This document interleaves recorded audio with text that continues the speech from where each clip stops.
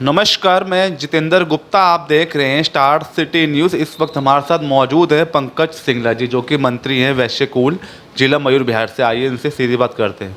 सबसे पहले सर आपसे सवाल कर लेता हूं, जैसे विष्णु मित्तल जी ने अभी जो एक संगठन बनाया है वैश्यकुल, इसका मेन क्या मोटिव है सर? देखिए जी, मैं काफ़ी टाइम से पार्टी से जुड़ा हुआ हूँ और आज तक हमारे समाज का हर नेता ने फ़ायदा उठाया है। दिल्ली के कुछ ऐसे बड़े नेता हैं पार्टी से जो अपने समाज को आगे रख के, समाज के बारे में बता के और हमें उस तरफ आकर्षित करके और अपनी सफलता हासिल करने के बाद वो सब कुछ भूल जाते हैं और फिर उनके बाद जाओ फिर कहते हैं जी हम तो आपको जानते ही नहीं हैं। लेकिन मैं इस वैश्यकुल से इसलिए जुड़ा हूँ क्योंकि मुझे विष्णु मित्तल जी का जो एक तरीका है काम करने का, समाज को जोड़ने का, वो बहुत अच्छा लगा। मतलब आगे के और क्या एजेंडे, जैसे आपने जो संगठन बनाया है, समाज की जो भी समस्या या दिक्कत है जब व्यापारी भाइयों को लेके, तो आगे के लिए क्या रणनीति? देखो रणनीति तो ये है कि जैसे विष्णु मित्तल जी ने हमारी एक दो बार मीटिंग ली हैं। उन्होंने मुझे बताया कि भाई वो एक दो एनजीओ चला रहे हैं जो बड़ा पुण्य का काम है, ठीक है जी। और जैसे उन्होंने बताया कि आरएमएल हॉस्पिटल में उन्होंने आई थिंक 10 आदमी अपने एनजीओ के छोड़ रखे हैं जो बाहर से पेशेंट्स आते हैं उनका इलाज करते हैं।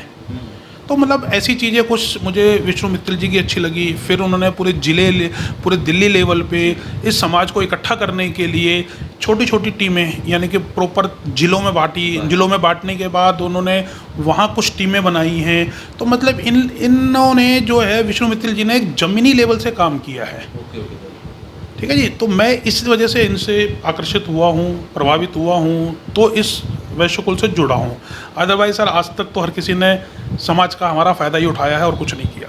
तो मतलब आगे जैसे समाज को लेके, जैसे विष्णु मित्तल जी ने जो बेड़ा उठाया है, तो किस किस तरह की समस्या आती है जैसे कि सर समस्या तो यही होती है जी, कल को कोई भी परेशानी किसी बनिए भाई को आ जाए, कहीं भी चला जाए, कोई सुनवाई नहीं होती है।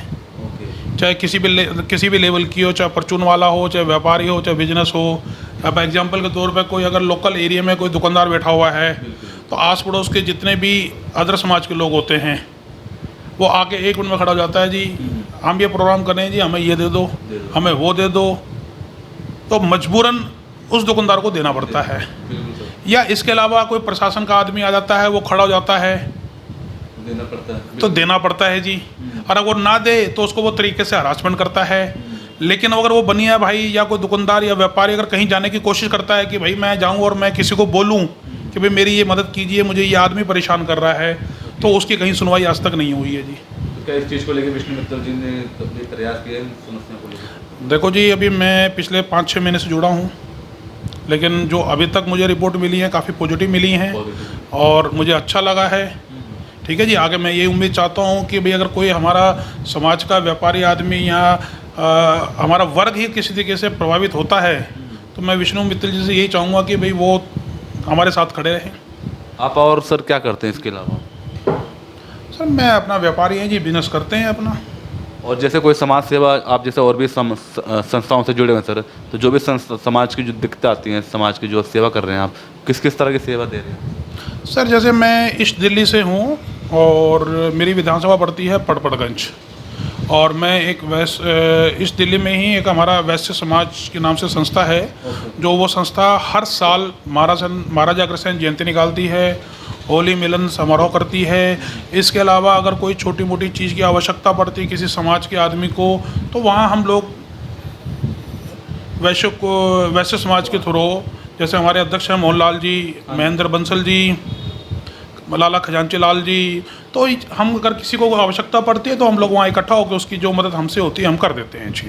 तो सर ये कहीं ना कहीं जो आपका वैश्यकुल है, कहीं ना कहीं राजनीतिक पार्टी से जुड़ा हुआ सर? जी बिल्कुल जुड़ा हुआ है जी राजनीतिक पार्टी से जी। तो आप भी कहीं ना कहीं बीजेपी से आप भी एक्टिव हैं सर? जी, मैं भी बिल्कुल बीजेपी पार्टी से ही, और पिछले आई थिंक 2008 से 9 से पार्टी से जुड़ा हुआ हूँ। तो आज एक्टिव हैं आप पार्टी में? जी बिल्कुल एक्टिव हैं जी। तो मोदी जी के साथ 9 सालों को लेके जो अभी चल रही है संयुक्त मोर्चा जो बैठ के चल रही है, जनता के बीच में आप जा रहे हो मोदी जी की 9 सालों की उपलब्धियों को लेके, तो इस पर कुछ कहना चाहेंगे? सर इस पे कहना क्या है, हम तो अपना कार्य कर रहे हैं। बाकी मोदी जी ने तो वो काम कर दिए हैं कि उनको उपलब्धियां बताने की जरूरत नहीं है अब।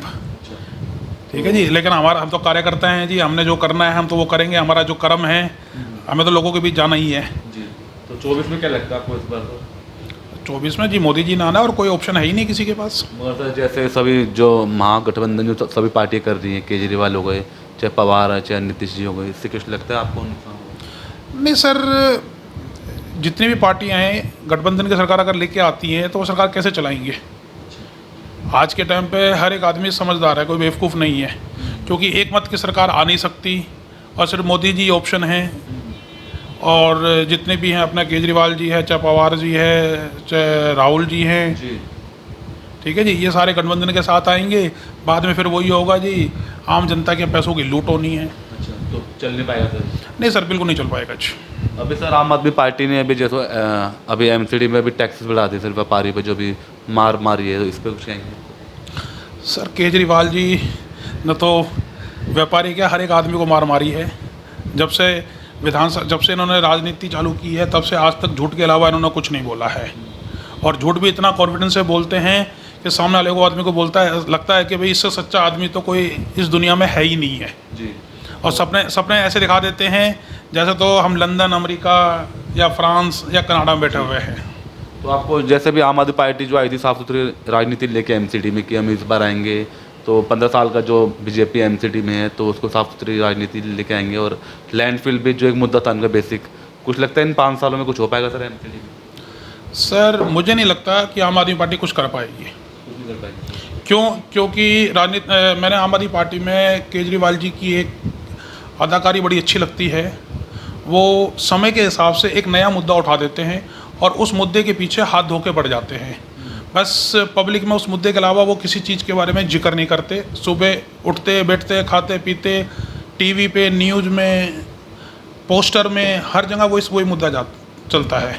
जैसा कि आपको याद होगा 2014 में जब 12-13 में जब भी इन्होंने राजनीति पार्टी चालू की थी, इनके कुछ मुद्दे थे, भ्रष्टाचार, लोकपाल बिल, फ्री वाईफाई, ऐसे बहुत सारे इन्होंने मुद्दे उठाए थे।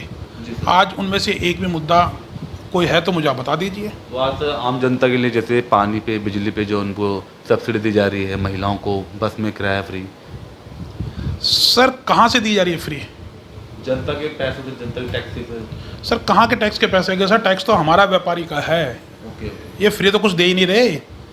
आप एक बिजनेसमैन से पूछिए आज वो किस तरीके से रो रहा है। आप उसका बिजली का बिल उठा लीजिए, आप उसका पानी का बिल उठा लीजिए। बिजली का बिल पता नहीं किस हिसाब से कैसे बना के बेचते हैं, हमें समझ में नहीं आता।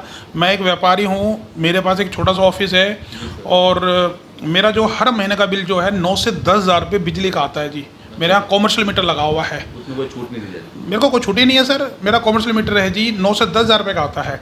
और मेरे ऑफिस पे क्या यूज है, 24 घंटे में से मात्र 5 घंटे पंखे चलते हैं, शाम को 6 से 7 घंटे 2 बल्ब जलते हैं, और दिन में 2 घंटे सिर्फ एसी चलता है।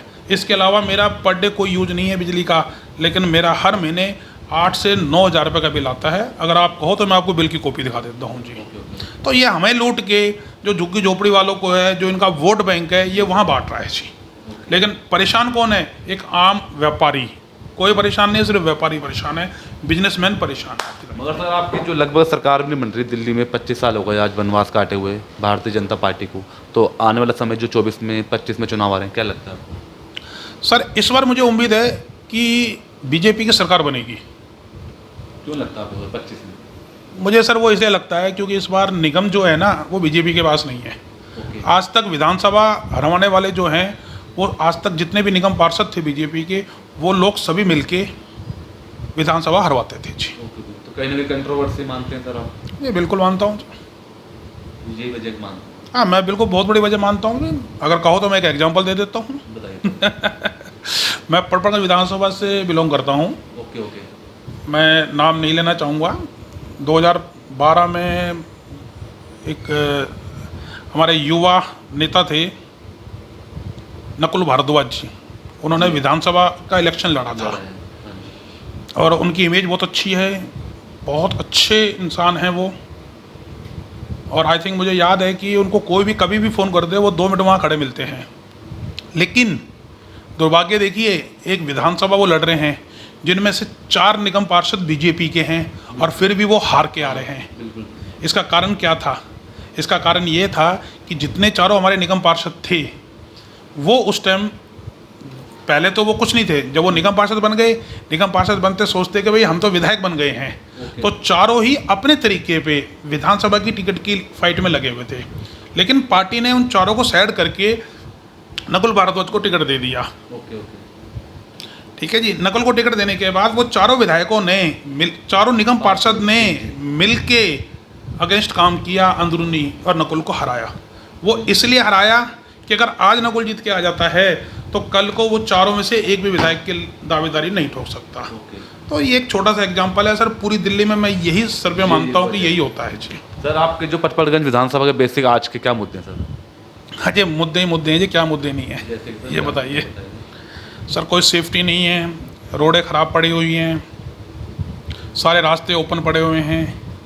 बस हमारे सिसोदिया जी पोस्टर बोर्ड लगा देते हैं जी मैंने ये काम कराया है। आप पचपड़गंज में आप विनोद नगर ईस्ट मयूर फेज 2 के जो मेन रोड हैं आप कहीं भी घूम लीजिए, आपको कोई सेफ्टी पॉइंट नहीं मिलेगा। ना कोई चेकिंग होती है, कोई कहीं भी चला जाए, कहीं आ जाए, कोई कहीं रेडी लगा ले, कोई कहीं भी गाड़ी खड़ी कर ले, किसी भी गली में एक आम आदमी चाहे कहीं का भी हो कुछ भी आ जाए, किसी को कोई रोक टोक नहीं है जी, कोई सेफ्टी नहीं है जी। और कुछ सर लास्ट में कोई संदेश देना चाहेंगे पंकज जी? बस संदेश तो सर मैं यही कहना चाहूँगा हमारे विष्णु मित्तल जी से कि विष्णु मित्तल जी हम आपके साथ हैं, जब आप बुलाएंगे हम तुरंत आपके साथ खड़े मिलेंगे।